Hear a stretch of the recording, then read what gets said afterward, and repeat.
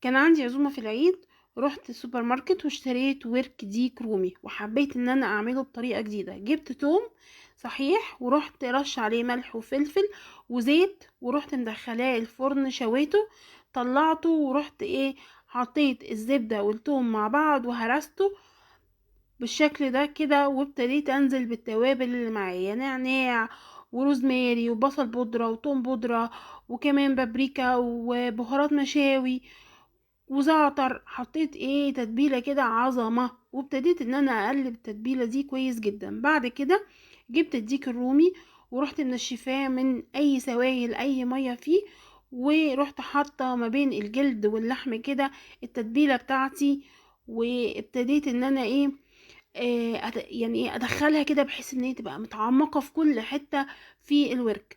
ورحت حطيتها من بره ومن جوه. بصوا غرقته